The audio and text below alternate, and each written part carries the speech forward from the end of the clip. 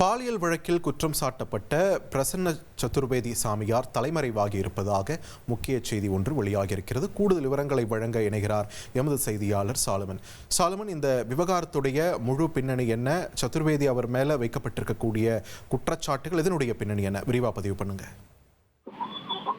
கடந்த 2004ஆம் ஆண்டு தொழிலதிபரோட மனைவி மற்றும் மகளை கடத்தி பாலியல் அளித்த விவகாரம் தொடர்பாக இந்த சதுர்வேதி சாமியார் உட்பட 7 நபர்கள் மீது வழக்கு பதிவு செய்து கைது நடவடிக்கை மேற்கொள்ளப்பட்டது.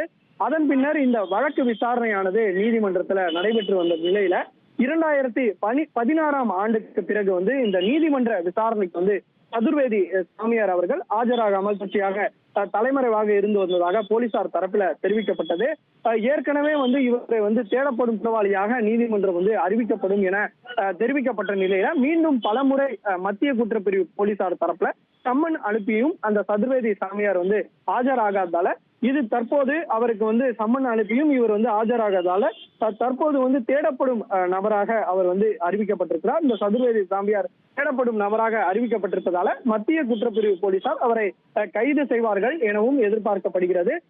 இந்த வழக்கானது அள்ளிக்குளத்தில் இருக்கக்கூடிய மகளிர் நீதிமன்றத்தில் நடைபெற்று வரக்கூடிய நிலையில தான் பலமுறை இவருக்கு சம்மன் அனுப்பியும் ஆஜராகாததால தற்போது தேடப்படும் குற்றவாளியாக அறிவிக்கப்பட்டு அவர் மீது கைது நடவடிக்கை மேற்கொள்ள மத்திய குற்றப்பிரிவு போலீசார் திட்டமிட்டிருப்பதாக ஒரு தகவல் தெரிவிக்கப்பட்டிருக்கிறது. நன்றி சாலமன், உங்கள் விரிவான தகவல்களுக்கு. இனி செல்லும் இடமெல்லாம் செய்தி. தந்தை டிவியின் வாட்ஸ்அப் சேனலை ஃபாலோ பண்ணினா செல்ல இருக்கும் இடமெல்லாம் செய்தி. இதோ QR கோட் இப்பவே ஸ்கேன் பண்ணுங்க, ஃபாலோ பண்ணுங்க.